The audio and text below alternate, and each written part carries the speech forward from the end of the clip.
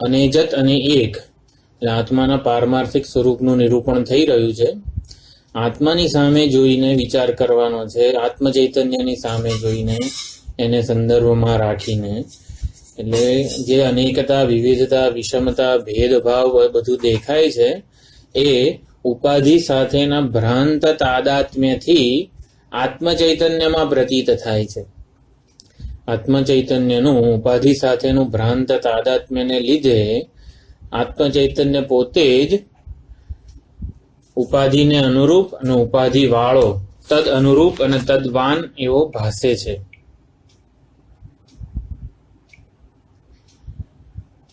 આત્મતત્વ સૂક્ષ્મ છે, સર્વવ્યાપી છે. મન જ્યાં જ્યાં જાય ત્યાં પહેલેથી મનમાં પોતાના આભાસને પ્રતિબિંબિત કરવા માટે તૈયાર હોય છે. જેમ કે મન હિમાલયનો વિચાર કરે તો હિમાલય આકારે મન થઈ જાય, અને હિમાલય આકારની જે વૃત્તિ છે એને આત્મ ચૈતન્ય પ્રકાશે છે. કઈ રીતે? એમાં પ્રતિબિંબિત થવા દ્વારા એ મનોવૃત્તિઓને પ્રતિબિંબિત કરીને, એને ચેતનવંતી બનાવીને, ચિદાભાસયુક્ત બનાવીને, એટલે પ્રત્યે આત્મ ચૈતન્ય આવી રીતે એ આભાસને પ્રકાશિત કરે છે, અને એના દ્વારા એ મન કરતા વધારે વેગવાન છે એવું કહેવામાં આવ્યું છે. એટલે મન જેનો વિચાર કરે, આપણે હિમાલયનો વિચાર કર્યો તો હિમાલય આકારની વૃત્તિ ઉત્પન્ન થઈ અને આપણે હિમાલયને જાણ્યો. તો હિમાલયને જાણ્યો ક્યારે કહેવાય?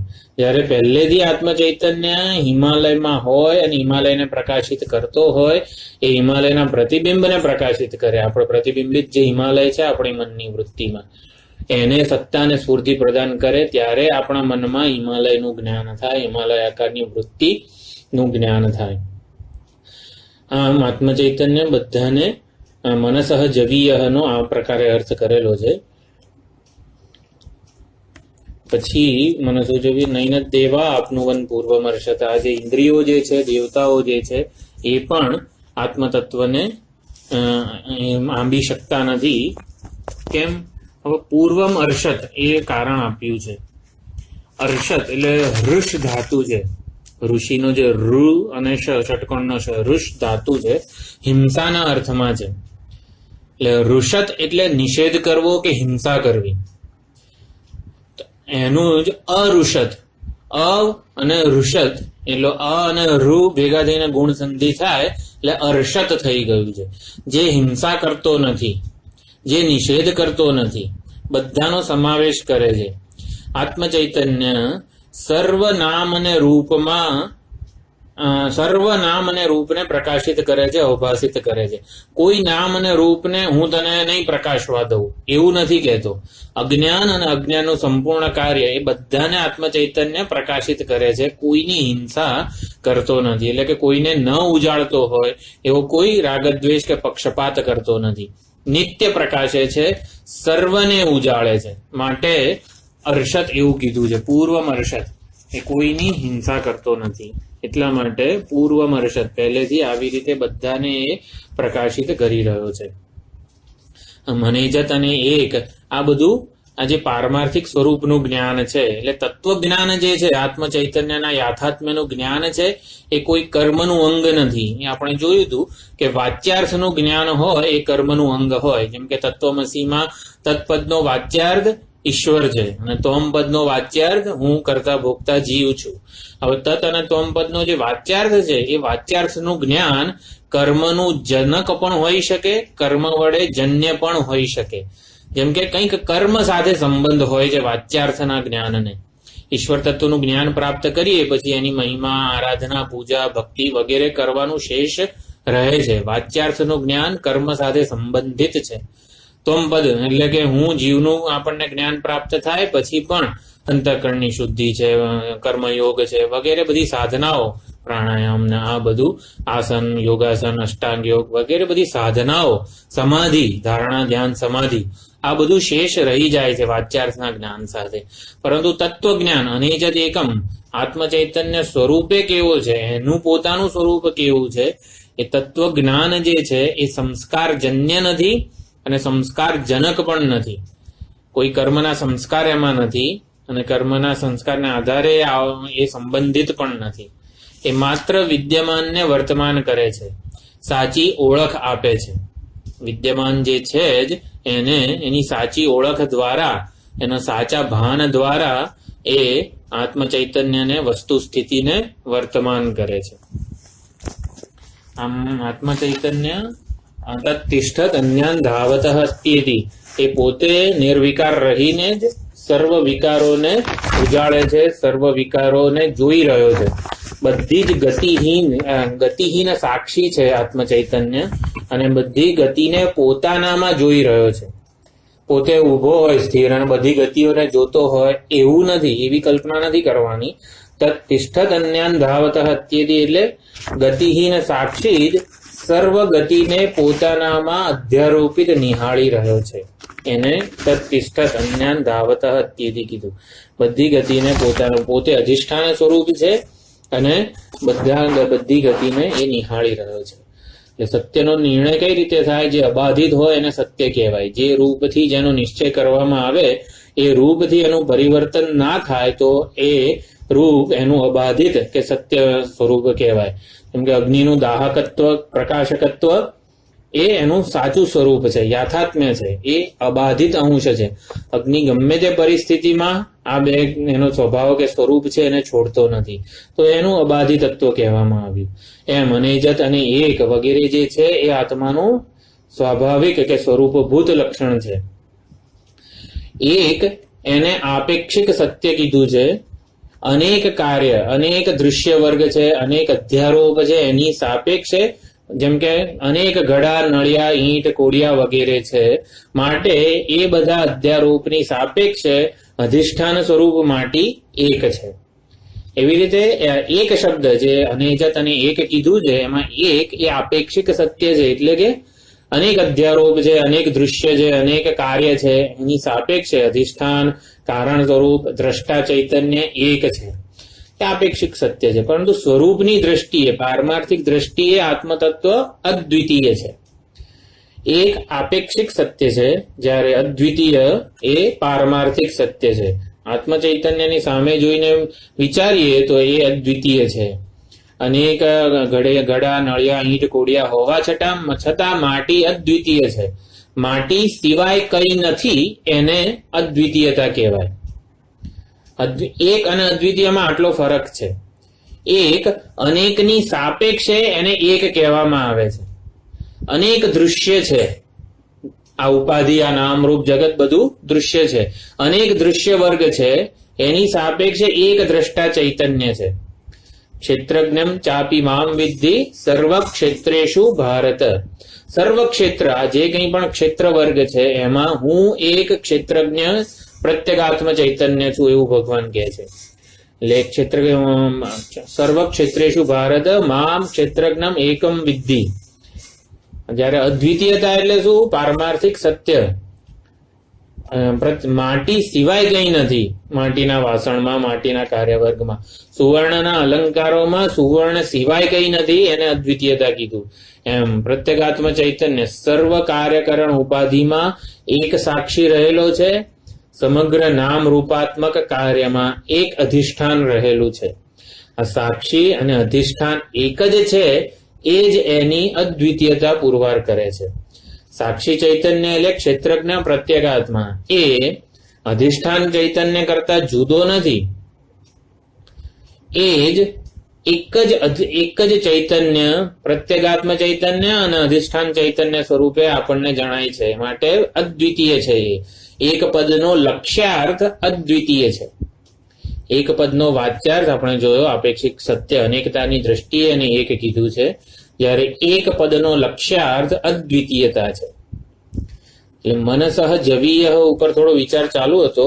મનનું સ્વરૂપ, મનનું ઉપાદાન કારણ આત્મ ચૈતન્ય છે. જેમ કે ઘડાનું સ્વરૂપ કે ઘડાનું ઉપાદાન કારણ માટી છે, ઘડામાં માટી સિવાય કંઈ નથી. એમ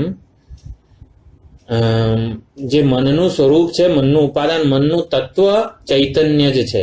એટલે મનનો જે સાક્ષી છે એ મનની પહેલા જ સિદ્ધ છે. ચૈતન્ય અધિષ્ઠાન ઉપર મન અધ્યસ્ત છે. તો અધ્યારોપ અને અધ્યસ્ત આ બે પ્રકારના શબ્દો છે.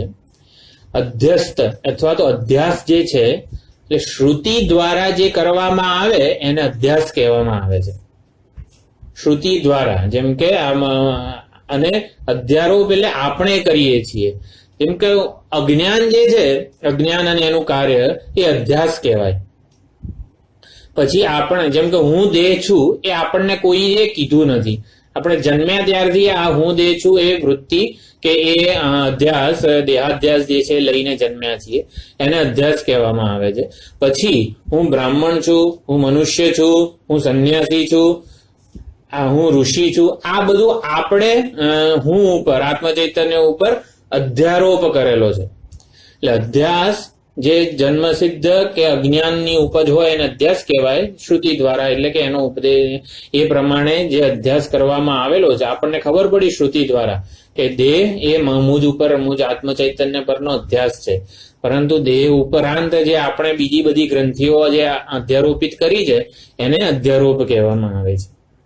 તો ચૈતન્ય અધિષ્ઠાન પર મન અધ્યસ્ત છે, માટીરૂપ અધિષ્ઠાન પર ઘડો અધ્યસ્ત છે, નામરૂપ અધ્યસ્ત છે. એવી જ રીતે જેમ કે નામ અને રૂપમાં તત્વ માટી જ હોય છે ઘડાના રૂપમાં, એવી જ રીતે ચૈતન્ય પર જ નામ અને રૂપ અધ્યારોપિત થાય અથવા તો એક વિશેષતા અધ્યારોપિત થાય ત્યારે એને મન કહેવામાં આવે છે. એ મનનું જે સ્ફુરણ છે એ ચૈતન્ય પર અધ્યારોપિત છે. આત્મા જ્ઞાન સ્વરૂપ ચૈતન્ય સ્વરૂપ છે અને એ ચૈતન્ય જ્ઞાન જ્યારે એક વિષયની કલ્પનાથી યુક્ત બને ત્યારે જ એને મન કહેવામાં આવે છે. આત્મચૈતન્યનું જ નામ મન પડે છે જ્યારે એ એક વિશેષતા વાળું થાય. ગમે તે એક ઘટ રૂપી વિશેષતા વાળા જ્ઞાનને ઘટાકાર વૃત્તિ કીધી છે. જો ઘટ ના હોત તો વૃત્તિ નિર્વિશેષ જ હોત, નિર્વિશેષ જ્ઞાન જ હોત. એટલે નિર્વિશેષ જ્ઞાન જ એક વિષય આકાર બને ત્યારે ઘટાકાર વૃત્તિ જે થાય છે એને જ મન કીધું છે. મન એટલે શું? એક વિશેષતા વાળું આત્મચૈતન્ય. એટલે વિશેષતા ક્યાં છે? જેમ કે અભિનેતા એક વેશ ધારણ કરે ત્યારે એને ભિખારી કહેવામાં આવે છે. તો જેવો ભિખારી અધ્યારોપિત છે અભિનેતા ઉપર, એવી જ રીતે મન અધ્યારોપિત છે આત્મચૈતન્ય ઉપર. એટલે કે ભિખારીનું મૂળભૂત સ્વરૂપ, એનું સારભૂત તત્વ અભિનેતા છે.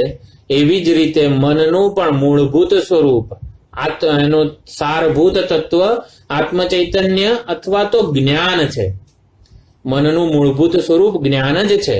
જેમ ચૈતન્ય રૂપી મહાસાગરમાં એક વૃત્તિ ઉઠે એને આપણે મન કીધું, એવી જ રીતે એક આકાર, એક વિષયને મન કહેવામાં આવ્યું, વિષય આકાર જ્યારે. એટલે જ્ઞાન જ મન રૂપે ઓળખવામાં આવે છે. મન એવું નામ પ્રાપ્ત કરે છે. આ મન એ એક વિષયને સત્યતા આપવાના લીધે જ્ઞાન જ આ મનરૂપી વેશ ધારણ કરે છે. જેમ અભિનેતા એક ઉપાધિ ભિખારી રૂપી ઉપાધિ ધારણ કરે ત્યારે ભિખારી રૂપે ઓળખાય છે. એવી જ રીતે નિર્વિશેષ ચૈતન્ય કે નિર્વિશેષ જ્ઞાન જ એક ઘડાની કે એક વિષયની ઉપાધિ ધારણ કરે ત્યારે એને મન કહેવામાં આવે છે. અનેકતા અને વિશેષતાને ધારણ કરે જ્યારે આત્મચૈતન્ય કે જ્ઞાન અનેકતા કે વિશેષતાઓને, અનેકતા અને વિશેષતાઓને સાયમલ્ટેનિયસલી ધારણ કરે ત્યારે એને ઇન્દ્રિયો કહેવામાં આવે છે. જ્ઞાનને જ ઇન્દ્રિયો કહેવામાં આવે છે. જ્ઞાનેન્દ્રિયો જે છે આપણી આંખ, કાન, નાક વગેરે, એ જ્ઞાનેન્દ્રિયોનું મૂળભૂત તત્વ આત્મચૈતન્ય જ છે. એનું સ્વરૂપ આત્મચૈતન્ય જ છે. એવી જ રીતે અનેક વિષયોને, અનેક વિશેષતાને જ્યારે આ જ્ઞાન જોવાનો પ્રયત્ન કરે છે ત્યારે એને ઇન્દ્રિયો કહેવામાં આવે છે. દેખાઈ રહેલી વસ્તુમાં એટલું બધું આત્મચૈતન્ય આસક્ત થઈ જાય કે આ તો હું જ છું, આટલું સરસ ઉપાધિ હું જ છું. એટલે જે દેખાઈ રહેલી વિશેષતામાં એટલું બધું આસક્ત થઈ જાય જ્ઞાન, અજ્ઞાન કે અવિવેકને લીધે, ત્યારે એને દેહ કહેવામાં આવે છે. એટલે આ દેહનું જે આ ઠોસ જણાઈ રહ્યું છે, આ બધું નક્કર જણાઈ રહ્યું છે, એનું મૂળભૂત સારભૂત તત્વ આત્મચૈતન્ય કે જ્ઞાન જ છે. જ્ઞાનનું જ નામ આ શરીર એવું પડેલું છે. એટલે દેહ, ઇન્દ્રિય, મન, બુદ્ધિ એ આત્માનો જ ભાસ છે. જેમ કે આપણે ભિખારીને અડીએ ત્યારે આપણી આંગળી અડે છે તો અભિનેતાને જ, એવી જ રીતે આ દેહને અડીએ તો આપણી આંગળી જ્ઞાનને, નિર્વિશેષ ચૈતન્યને જ પહોંચે છે. પરંતુ એને જ અવિવેકને દ્વારા એમાં હું બુદ્ધિ, આસક્તિને લીધે એનું આ શરીર હું છું એવા ભ્રમથી આપણે એને સત્યતા આપી દઈએ છીએ. નિરુપાધિક આત્મા અનેજત છે, અદ્વિતીય છે. મનની ઉપાધિને લીધે જ એ અત્યંત વેગવાન જણાય છે. મન કેટલું બધું એટલે ઝડપથી બધા વિષયોનું ચિંતન કરતું હોય છે. એટલે સોપાધિક આત્મા અત્યંત વેગવાન છે. મન એટલે સોપાધિક આત્મા, એક વિષયની કલ્પનાથી યુક્ત આત્મ ચૈતન્યને મન કીધું છે. તો એવું ઉપાધિ વાળું આત્મ ચૈતન્ય બહુ જ ઝડપી છે. ગમે ત્યાં આખા બ્રહ્માંડના છેડે પણ એક ક્ષણમાં પહોંચી જાય. એટલે મનની ઉપાધિને લીધે સોપાધિક જણાય છે, ભાસે છે. એ સોપાધિક આત્મ ચૈતન્ય અત્યંત વેગવાન છે, માટે એને મનસઃ જવીય એવું કીધું છે. હવે નૈનદ દેવા એટલે ઉપાધિગત વિશેષતાને ચૈતન્યના જ વિશિષ્ટ આભાસ માનવામાં આવે છે. આ ઇન્દ્રિયો શું છે?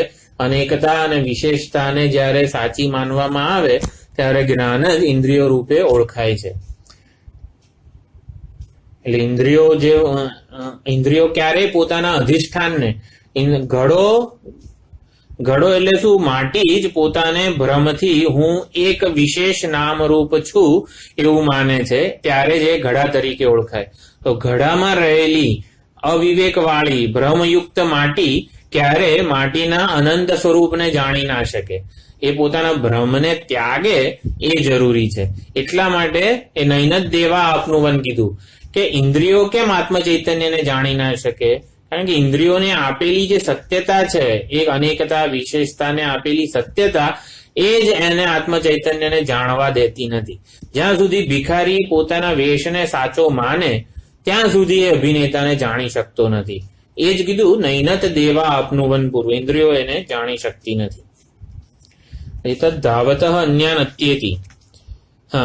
તત્ તિષ્ઠત એટલે તે આત્મ ચૈતન્ય સ્થિર છે, અવિચળ છે, નિર્વિકાર છે.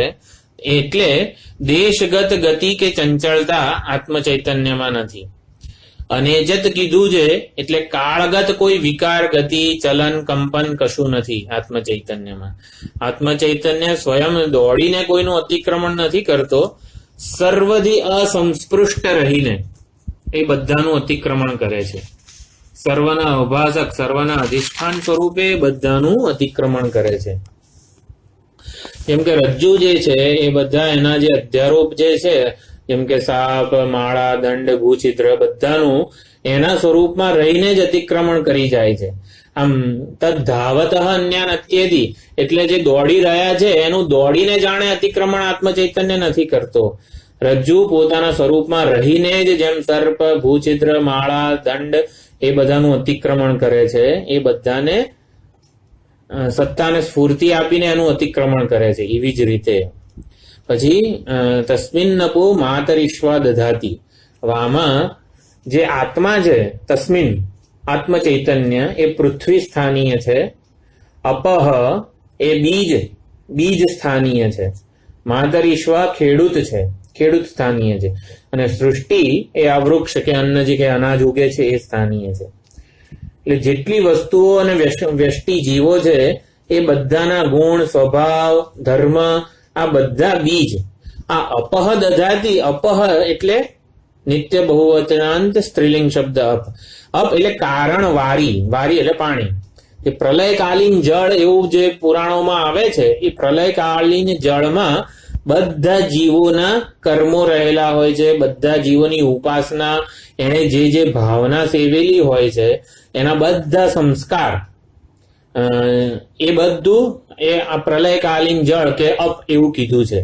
એટલે માતરિશ્વા આ અપ એટલે કે કર્મની, એ સંસ્કારની મદદથી સૃષ્ટિ કરે છે. તસ્મિન અપો માતરિશ્વા દધાતી. એટલે આત્મ ચૈતન્યની સન્નિધિને લીધે માતરિશ્વા, સૂત્રાત્મા, સમષ્ટિ પ્રાણ, ક્રિયાશક્તિ આ ખેડૂત જે છે એ આ બીજ રોપે છે. એટલે કે અપનું ધારણ કરે છે, એટલે આ કર્મોને ધારણ કરે છે. એટલે અભિનેતાની સન્નિધિમાં ભિખારી ભીખ માગે છે એવું જ્યારે કહીએ ત્યારે એટલે હકીકતમાં તાત્પર્ય શું છે કે ભિખારીની ભીખ માંગવાની પ્રવૃત્તિ અભિનેતા પર અધ્યસ્ત છે, અધ્યારોપિત છે એવું જ સમજવાનું છે. તસ્મિન માતરિશ્વા અપહ દધાતી એટલે શું કે માતરિશ્વાની આ સૃષ્ટિ સર્જન વગેરે જે પ્રક્રિયા જે છે, સર્જન પાલન લય પ્રવેશ નિયમન એ આત્મ ચૈતન્ય પર અધ્યારોપિત છે. એટલે આત્મ ચૈતન્યની સન્નિધિને લીધે ઈશ્વર કે આ શુદ્રાત્મા સર્જન કરે છે એવો તાત્પર્યાર્થ નથી. તાત્પર્ય શું છે? આ સઘળું આત્મ ચૈતન્ય પર અધ્યારોપિત છે એ લક્ષ્યાર્થ છે, તાત્પર્ય છે.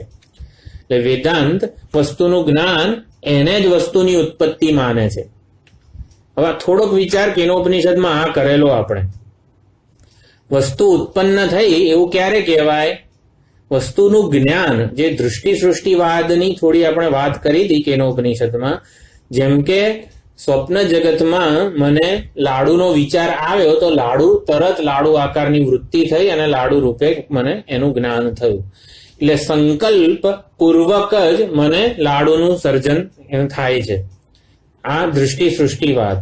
વસ્તુની ઉત્પત્તિ અને એ જ વસ્તુનું જ્ઞાન છે. વસ્તુનું જ્ઞાન એ જ વસ્તુની ઉત્પત્તિ છે.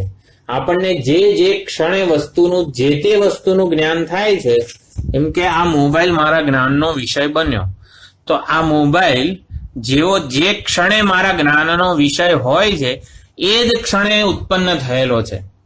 જ્યારે આ મોબાઈલ મારા જ્ઞાનનો વિષય હોતો નથી ત્યારે આ મોબાઈલ છે એવું વ્યવહાર થતો નથી. આમ આપણે કેનોપનિષદમાં વિચાર કરીએ તો થાળીમાં લાડુ છે માટે જણાય છે એવું નથી, મને જણાય છે માટે છે. એટલે દૃષ્ટિ સૃષ્ટિવાદ. પ્રતીતિ સમકાલીન સૃષ્ટિ છે વેદાંતનો અભિમત. જે વેદાંતને સંમત જે મત છે એમાં પ્રતીતિ સમકાલીન સૃષ્ટિ સ્વપ્ન જગતના ઉદાહરણથી બહુ સરળતાથી સમજી શકાય છે. પ્રતીતિ સમકાલીન સૃષ્ટિ એ જ વેદાંતને સંમત છે, આગળ પાછળ નહીં. સંકલ્પ પછી પણ સૃષ્ટિ રહે એવું નથી. જે ક્ષણે મને જેનો વિચાર આવે કે જે વસ્તુ મારા જ્ઞાનનો વિષય બને એ જ વસ્તુ અસ્તિત્વમાં છે. જેને હું સત્તા અને સ્ફૂર્તિ પ્રદાન કરું એ જ વસ્તુ મારા એ જ વસ્તુ છે કે ભાસે છે એવો વ્યવહાર થાય. એટલે હંમેશા મારી સત્તા અને સ્ફૂર્તિથી જ નામ રૂપાત્મક જે જગત છે એ સત્તા અને સ્ફૂર્તિ વાળું થાય છે. એટલે જ સમગ્ર સૃષ્ટિ આપણને બુદ્ધિમાં અંતઃકરણમાં પ્રતીત થાય છે. ઘડો બહાર નથી. ઘડો જ્યારે ઘટાકાર વૃત્તિ ઉત્પન્ન થાય મારા મનમાં અને પ્રતિબિંબિત થાય આત્મ ચૈતન્ય, ત્યારે ઘડો છે એવો વ્યવહાર થાય છે. ઘડો મારા હાથમાં નથી, મારા મનમાં છે. આને પ્રતીતિ સમકાલીન સૃષ્ટિ કહેવામાં આવે છે. જ્યારે વેદાંતનો વિચાર કરીએ, આ વેદાંત વિચાર કહેવાય, શ્રવણ મનન નિધિધ્યાસન, ત્યારે આ વિચારની પ્રક્રિયામાં તો પ્રતીતિ સમકાલ સૃષ્ટિ એવું સમજવાનું જ. પછી વ્યવહાર કરીએ ત્યારે પણ એટલે વિચાર કાળે અભિનેતાને જોવાનો છે. અભિનેતામાં ભીખ નથી, ભિખારીની પ્રવૃત્તિ પણ નથી. વ્યવહાર કરીએ ત્યારે આપણને તો દેખાય જ છે ભિખારી. તો વ્યવહાર કરીએ ત્યારે ભિખારી સ્વતંત્રપણે ભીખ માંગે છે ને એવું નથી. અભિનેતા જ એને સત્તા અને સ્ફૂર્તિ પ્રદાન. જો આપણને અભિનેતા વ્યવહાર કાળે નથી જણાતો, જે સ્ટેજ ઉપર દેખાય છે તો વેશ અને ભિખારીનો પ્રવૃત્તિ, આ ત્રણેય સત્ય જ લાગે છે. તો વ્યવહાર કાળે તત્વચિંતન કઈ રીતે કરી શકાય?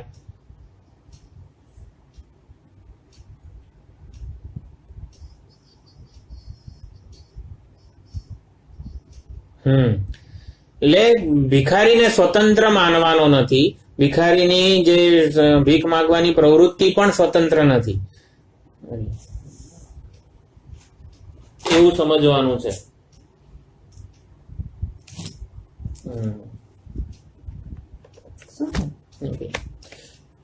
એટલે વ્યવહાર કાળે પણ તત્વચિંતન વખતે તો માત્ર ને માત્ર અભિનેતાને જોવાનો છે.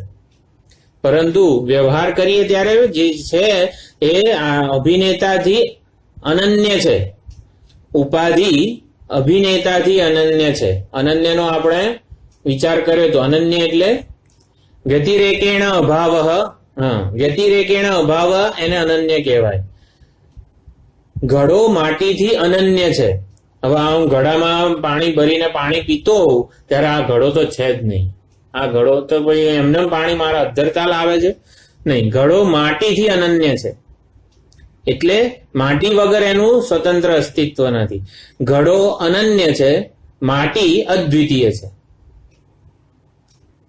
એટલે ઘડો માટીથી જુદો નથી, માટી ઘડાથી જુદી છે. એવી જ રીતે અભિનેતા ભિખારીથી જુદો છે, ભિખારી અભિનેતાથી જુદો નથી. એટલે સૃષ્ટિ આપણને જે અનુભવાય છે એ અનુભવાય છે ખરી સૃષ્ટિ, પરંતુ જ્ઞાન કોનું થાય છે? જો આ ઘડો જે છે એ આપણને પ્રતિબોધ વિદિતમમાં આપણે એવો વિચાર કર્યો તો દરેકે દરેક નામરૂપ આપણને અસ્થિભાતિ પ્રિય આત્મ ચૈતન્ય તરફ દોરી જાય છે.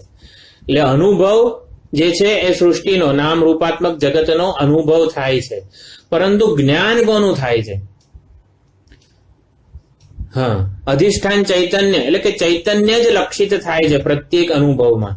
સૃષ્ટિ અનુભવ છે, જ્ઞાન આત્માનું થાય છે. આત્મા એ જ્ઞાન છે, જ્ઞાન સ્વરૂપ છે.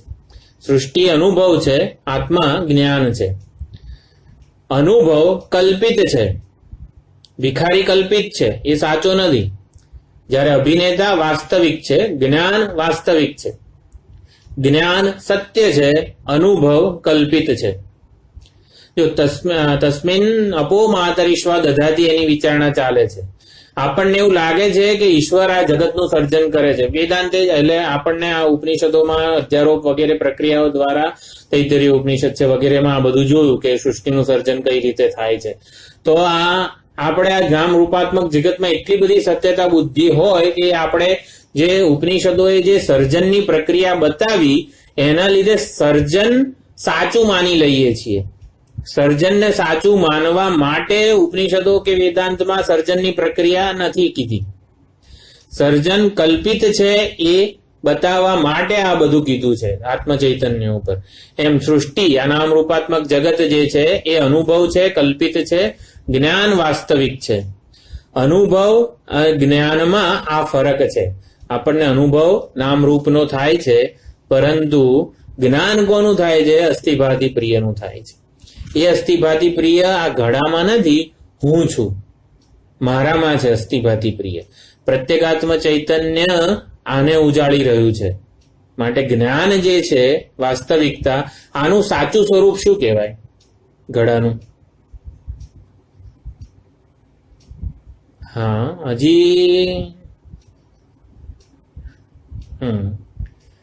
થોડોક વિચાર કેનોપનિષદમાં કરેલો છે. ઘડાનું સાચું સ્વરૂપ શું કહેવાય? આ મને જે અત્યારે આ ઘડો હું બતાવું છું તમને,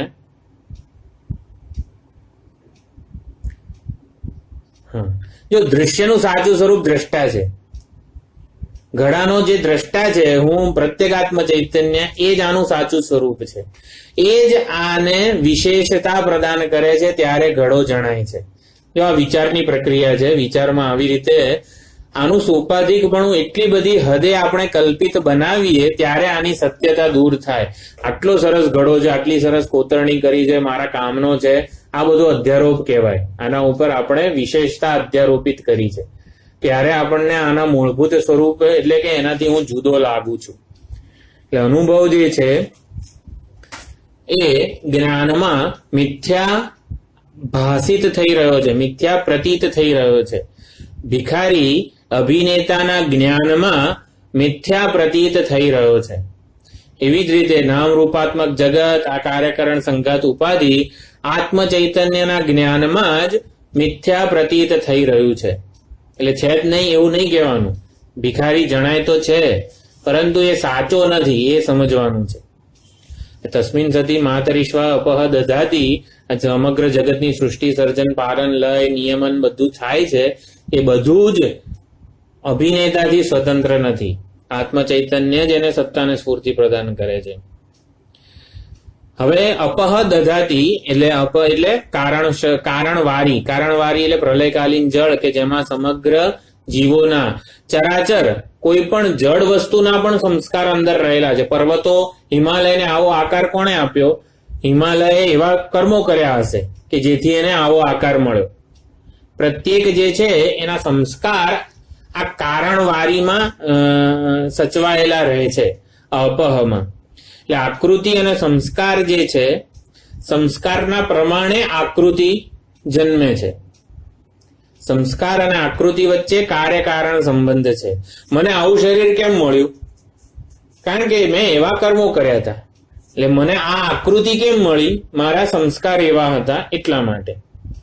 એવી જ રીતે તસ્મિન સતી માતરીશ્વ અપહ દધાતી, આ અપમાં બધું જ સ્ટોર થયેલું હોય છે. સંસ્કાર વાળું મન એને વ્યષ્ટિ જીવ કીધો છે. સંસ્કાર વાળું મન એને વ્યષ્ટિ જીવ કીધો છે. આ સંસ્કાર વાળા મન જે છે એ સમષ્ટિ જ્યારે ભેગી થાય ત્યારે એને માતરીશ્વ કીધું છે. જો મનસ તત્વ એક છે, જે માતરીશ્વ છે, સમષ્ટિ છે, એમાં અનેક વિશેષતાઓ હોય ત્યારે એને વ્યષ્ટિ જીવ કીધો છે. વ્યષ્ટિ જીવોનો સરવાળો સમષ્ટિ માતરીશ્વ હિરણ્યગર્ભ નથી. સૂત્રાત્મા, હિરણ્યગર્ભ કે સમષ્ટિ જે મન છે એ વ્યષ્ટિ મનનો સરવાળો એવું નથી. મનસ તત્વ એક જ છે. સમષ્ટિ મન, મનસ તત્વ એક જ છે. એના ઉપર અનેક સંસ્કારો જે છે જીવોના, એ અપહ જે છે એ અપને લીધે એ સમષ્ટિ મન બને છે. પ્રત્યેક શરીરમાં મન અનેક નથી. પ્રત્યેક શરીરમાં, મારામાં, તમારામાં મન અનેક નથી. મન એક જ છે. સંસ્કારો અલગ અલગ છે. આપણે કરેલા કર્મોના જે સંસ્કાર છે એ અલગ અલગ છે. મન તત્વ જે છે ને એ આપણા બધામાં, સર્વ ક્ષેત્રેષુ જે કીધું હતું ભગવાને, એમ સર્વ મનસ તત્વ એક છે. પ્રત્યેક શરીરમાં મન અનેક નથી, સંસ્કાર અનેક છે, જુદા છે. એટલે સંસ્કાર જે છે એ અનેક છે. એના લીધે આ બધું વિવિધતા વાળું સર્જન થાય છે. એટલે અનાદિ જે જીવ સમુદાય છે, એટલે કે સંસ્કાર વિશિષ્ટ મન, સંસ્કાર વિશિષ્ટ મન એટલે જ વ્યષ્ટિ જીવ. અનેક આ જે બધા જે છે સંસ્કાર વિશિષ્ટ મન કે વ્યષ્ટિ જીવ જ્યાં સૂઈ જાય છે પ્રલય કાળે, જ્યાં ભળી જાય છે, એ સૂત્રાત્મા છે. આપણે સુષુપ્તિમાં પણ સૂઈ જઈએ ત્યારે બધા જ આ સમષ્ટિમાં મળી જઈએ છીએ. એટલે કે સંસ્કાર વિશિષ્ટ મન કે વ્યષ્ટિ જીવ જ્યાં સૂઈ જાય એને સૂત્રાત્મા કે હિરણ્ય ગર્ભ કીધો છે. એટલે સૃષ્ટિના મૂળભૂત કારણને સૂત્રાત્મા કીધું છે. સૂત્રાત્મા એટલે સમષ્ટિ મન. બધી જ વ્યષ્ટિઓ જે જેમાં સૂઈ જાય એને સમષ્ટિ મન કીધું છે. એટલે સૃષ્ટિની ઉત્પત્તિની પ્રક્રિયાને જ અપહ દધાતી એવું કીધું છે. અપહ દધાતી એટલે કે કર્મોનો વિભાગ કરે છે, કર્મોને ધારણ કરે છે. એટલે જે વ્યષ્ટિ સંસ્કાર વિશિષ્ટ મન હતા એ બધાને એ પાછો પ્રગટ કરે છે. સૃષ્ટિનું સર્જન એટલે જ અપહ દધાતી. સૃષ્ટિનું સર્જન જે થાય છે એને જ અપહ દધાતી દ્વારા કહેવામાં આવેલું છે. એ કર્મના સંસ્કાર અને કર્મોનું અભિમાન. આપણે અમુક બધા સંસ્કાર લઈને આવ્યા છીએ અને બધા કર્મોના સંસ્કારમાં અભિમાન પણ છે આપણું. હું આ કર્મ કરું છું વગેરે રીતે. કર્મોના સંસ્કાર અને કર્મોનું અભિમાન જેને છે એ ચિદાભાસ વ્યષ્ટિ જીવ છે. આવા બધા જ જ્યારે ભેગા થાય, વ્યષ્ટિ જીવ જે અનેક જે છે સંસ્કાર વિશિષ્ટ મન, એ જ્યારે આ બધા જ્યાં સૂઈ જાય છે એ સૂત્રાત્મા છે, એને સમષ્ટિ ચિદાભાસ કીધો છે. જે વિવિધતા છે એ સંસ્કારને લીધે છે. ચિદાભાસ તો એક જ છે. મનસ તત્વ એક જ છે. એ મનસ તત્વ આત્મ ચૈતન્યની સન્નિધિને લીધે સમષ્ટિ ચિદાભાસ જે છે એ સૂત્રાત્મા કે હિરણ્ય ગર્ભ છે. અને એ સમષ્ટિ જીવોના કર્મોનો અભિમાની છે. સમષ્ટિ જીવોના કર્મો, એના સંસ્કાર, એની ઉપાધિ, એના ગુણધર્મ, એની વિશેષતા, આ બધાને ધારણ કરે છે આ સૂત્રાત્મા સમષ્ટિ ચિદાભાસ.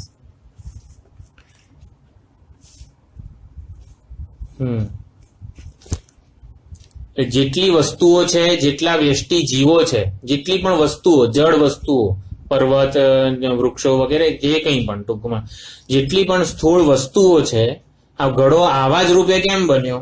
કારણ કે કંઈક સંસ્કાર, કંઈક કર્મો હશે આપણા કે જેથી એ મને આવી રીતે પ્રાપ્ત થયો. જેટલી પણ વસ્તુઓ છે, જેટલા વ્યષ્ટિ જીવો છે, બધાના ગુણ, ધર્મ, સ્વભાવ એ બધાનું બીજ આ અપ છે અને એને આ સૂત્રાર્થમાં હિરણ્યગર્ભ ધારણ કરે છે. સૃષ્ટિનું નિમિત્ત કારણ, સમષ્ટિ બીજ વિશિષ્ટ ચેતન હિરણ્યગર્ભ. હિરણ્યગર્ભનું જો બીજું નામ છે હિરણ્યગર્ભ કે માતરિશ્વા જે છે, જે ખેડૂત છે એ નિમિત્ત કારણ છે. સૃષ્ટિનું નિમિત્ત કારણ આ પણ જેમ કે ભીખ માગવાની પ્રવૃત્તિનું નિમિત્ત કારણ કોણ કહેવાય? તો કે આપણે ભિખારી કહીએ તો પણ ભિખારી સ્વતંત્ર રીતે ભીખ નથી માંગતો, અભિનેતાની સન્નિધિને લીધે એ ભીખ માંગે છે. એવી જ રીતે સમષ્ટિ બીજ વિશિષ્ટ ચૈતન્ય હકીકતમાં, એટલે ભીખ માંગવાની પ્રવૃત્તિને સત્ય માનીએ તો એવું કહેવાય અભિનેતા જ ભીખ માંગે છે. પણ કેવો અભિનેતા? જેણે ભિખારી રૂપી વેશ ધારણ કર્યો છે એવો અભિનેતા ભીખ માંગે છે. એવી જ રીતે સમષ્ટિ બીજ વિશિષ્ટ, એટલે સમષ્ટિ જે આ કર્મોના સંસ્કાર જ્યારે આત્મચૈતન્ય પર અધ્યારોપિત થાય એવા અભિમાન વાળું જે ચૈતન્ય છે એ હિરણ્યગર્ભ, એ ખેડૂત છે, એ માતરિશ્વા, એ જ સૃષ્ટિનું નિમિત્ત કારણ છે. તો સૃષ્ટિનું ઉપાદાન કારણ શું? એ માતરિશ્વા ક્યાંથી આ બધું સર્જન કરે છે? તો સબીજ, એટલે કે આ બધી જે અપ જે છે, આ બધાના સંસ્કાર બધા જ્યાં રહેલા છે, અવિદ્યા, કર્મ, સંસ્કાર, વાસના, આ બધા સંસ્કાર વાળું જે ચૈતન્ય સબીજ પૃથ્વી એ સૃષ્ટિનું ઉપાદાન કારણ છે. પૃથ્વી આત્મા સ્થાનીય, આત્મ ચૈતન્ય સ્થાનીય હતું અને અપહ હતું એ બીજ છે બધા. હવે બીજ એમને એમ કઈ ઉગી ના જાય, એને પૃથ્વી તો જોઈએ જ. એટલે સબીજ પૃથ્વી, એટલે બીજ વાળી પૃથ્વી, એટલે બીજ જેના પર અધ્યારોપિત છે એવી પૃથ્વી. જો બીજ અને પૃથ્વીનો સીધે સીધો સંબંધ નથી દ્રષ્ટાંતમાં તો બીજ અને પૃથ્વીની સમાન સત્તા છે, પરંતુ એવી રીતે આત્મ ચૈતન્ય અને આ કર્મોના સંસ્કાર એની કોઈ વાસ્તવિક સંબંધ, સંયોગ, સમવાય કશું નથી.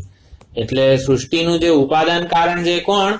સબીજ પૃથ્વી, એટલે અવિદ્યા, કર્મ, સંસ્કાર વાસિત ચૈતન્ય જે છે એ જ સૃષ્ટિનું ઉપાદાન કારણ છે. એટલે હું પોતાને વિશુદ્ધ ચૈતન્ય સ્વરૂપે જાણું. જ્યારે ચિદાભાસ જે છે એ પોતાને સંસ્કાર વિશિષ્ટ માને છે. હું અમુક પ્રકારના કર્મોના સંસ્કારને લઈને આવ્યો છું અને અમુક કર્મોનું હું અભિમાન ધરાવું છું. આ જીવ વિશુદ્ધ ચૈતન્ય સ્વરૂપે પોતાને જાણે, તત્વ વિચારથી, તત્વજ્ઞાનથી પોતાને અનેજત રૂપે જાણે, ત્યારે એ પોતાને આ કર્મ કે સંસ્કારથી વિશિષ્ટ માનતો નથી. વિશિષ્ટ બન્યો એટલે એને કર્મો અને કર્મોના ફળ બધું લાગી ગયું, એ લેપાયમાન થઈ ગયો. પરંતુ પોતાને ઔપાધિક જ્યારે જાણે, વિશિષ્ટમાંથી પહેલા ઔપાધિક કરવાનું, ઔપાધિકમાંથી નિરુપાધિક તરફ જવાનું છે. એ પોતાને આ કર્મો અને એના સંસ્કાર અને એના અભિમાનથી જ્યારે મુક્ત જાણે, આ કર્મો, એના સંસ્કાર, એની વાસનાઓને ચૈતન્ય પર અધ્યારોપિત જ્યારે જાણે, ત્યારે આ જીવ વ્યષ્ટિ અને સમષ્ટિના ભેદથી મુક્ત થઈ જાય છે. અત્યારે આપણે જ્યારે જીવ પોતાના કર્મોના અભિમાન વાળો હોય, સંસ્કાર વાળો હોય, ત્યારે એ સૂત્રાત્માના શાસનમાં છે એવું કહેવાય. હિરણ્યગર્ભના શાસનમાં છે. આપણે જગતના નિયમો, કાયદાઓ બધા અનુસરવું પડે. આપણે ત્રીજા માળથી કૂદકો મારીએ તો હાડકા ભાંગી જાય. કેમ? હું તો આત્મ ચૈતન્ય છું, એવું બધું નહીં. એટલે કારણ કે આપણે પોતાને સંસ્કાર, કર્મો, વાસનાથી વિશિષ્ટ માનીએ છીએ. હવે તત્વ વિચાર, તત્વ જ્ઞાનથી આ વ્યષ્ટિ સમષ્ટિના ભેદથી પોતાને હું મુક્ત જાણું, આ સંસ્કાર, કર્મ, વાસના બધું અધ્યારોપિત જાણું, ત્યારે મારા બધા જન્મો બાધિત થઈ જાય છે. હું આ હિરણ્યગર્ભ સૂત્રાત્મા માતરિશ્વાના શાસનમાંથી મુક્ત થઈ જઉં છું. જ્યારે સંસ્કાર વિશિષ્ટ પોતાને માનું ત્યાં સુધી જ આ શાસન છે. સંસ્કાર અને અભિમાનથી પોતાને મુક્ત જાણું ત્યારે આ શાસનથી મુક્ત થઈ જઉં છું. આમ જીવ એટલે વ્યષ્ટિ જીવ જે છે એ અને બ્રહ્મ વચ્ચે મુખ્ય અર્થમાં સામાનાધિકરણ્ય છે. મુખ્ય અર્થમાં સામાનાધિકરણ્ય એટલે સાચા અર્થમાં બંને પ્રત્યેગાત્મ ચૈતન્ય અને અધિષ્ઠાન ચૈતન્ય જે છે એ એક જ છે, અભિન્ન છે. જ્યારે જગત અને અધિષ્ઠાન ચૈતન્ય વચ્ચે બાધ સામાનાધિકરણ્ય છે. નામ રૂપનો બાધ થાય ત્યારે અધિષ્ઠાન ચૈતન્યનું જ્ઞાન થાય છે. એટલે જીવ અને બ્રહ્મ વચ્ચે મુખ્ય અર્થમાં સામાનાધિકરણ્ય છે, જગત અને બ્રહ્મ વચ્ચે બાધ સામાનાધિકરણ્ય છે. એટલે મુખ્ય સામાનાધિકરણ્ય તસ્મિન પદ વાચ્ય, તસ્મિન જે છે એ આત્મ ચૈતન્ય, તસ્મિન પદ વાચ્ય નિરૂપાધિક ચૈતન્ય. તો તસ્મિન માતરીશ્વા અપહ દધાતી, તો તસ્મિન જે છે એ આત્મ ચૈતન્ય છે, નિરૂપાધિક આત્મ ચૈતન્ય.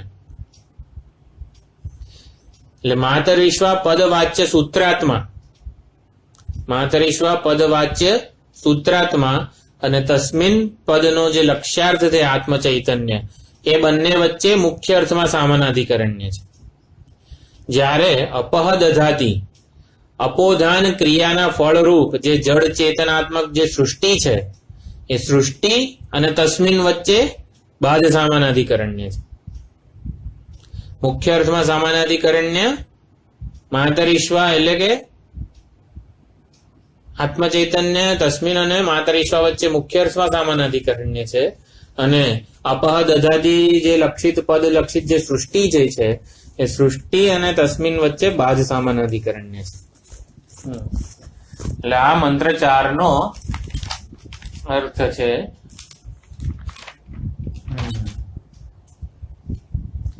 મંત્ર 4 માં એટલે મંત્ર પછી મંત્ર 5 જે છે એટલે એની આત્મતત્વની અદ્વિતીયતા જ પુરવાર કરે છે. સોપાધિક અને નિરૂપાધિક સ્વરૂપનો વિચાર, એટલે બંને મંત્ર 4 માં સોપાધિક અને નિરૂપાધિક બંને સ્વરૂપનો વિચાર થયો. નિરૂપાધિક અનેજત અને એક, અને સોપાધિક સ્વરૂપ મનસઃ જવીય નૈનદેવા અને તસ્મિન સતી માતરીશ્વા અપહ દધાતી. હવે માત્ર ને માત્ર નિરૂપાધિક આત્મા કેવો છે એનું પ્રતિપાદન મંત્ર 5 માં આવે છે. એટલે શ્રુતિને આતુરતા છે કે જિજ્ઞાસુને આ જ્ઞાન કેવી રીતે થાય. એટલે શ્રુતિ વારંવાર આત્મ ચૈતન્યના આત્માના યાથાત્મ્યનો ઉપદેશ આપે છે. અને મંત્ર 5 ના શંકર ભાષ્યમાં કીધું ન મંત્રાણામ જામિતા અસ્તિ. જામિતા એટલે આળસ. મંત્રોને આળસ નથી, શ્રુતિ માતાના મંત્રોને આળસ નથી, માટે એ એકની એક વાત વારંવાર કહે છે. તદેજતી તન્નેજતી કરીને જે પ્રતિપાદન થયેલું છે એ કેમ અનેજત કહીને બધું કહી તો દીધું, કેમ પાછું કહે છે કે ન મંત્રાણામ જામિતા અસ્તિ, મંત્રોમાં આળસ રહેલું નથી. શ્રુતિને આતુરતા છે કે જિજ્ઞાસુના મનમાં કોઈક ને કોઈક રીતે આ સ્પષ્ટતા આવે, ક્લેરિટી આવે, માટે એકની એક જ વાત, એક જ ઉપદેશ બીજી રીતે બીજા એંગલથી કરે છે. શિષ્ય તાત્પર્યને ગ્રહણ કરે એ અગત્યનું છે ઉપદેશમાં. એટલે શ્રુતિ આવી રીતે કલ્યાણ માટે ઉપદેશ આપે છે. હવે આ તસ્મિન સતી માતરીશ્વા દધાતી બધું જે છે એમાં કઈ સમજણ ના પડી હોય એવું,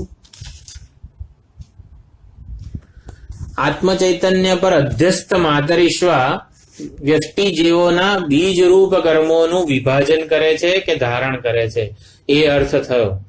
એટલે આત્મ ચૈતન્યની સત્તા અને સ્ફૂર્તિ ગ્રહણ કરીને સૂત્રાત્મા બધું કામ કરે છે.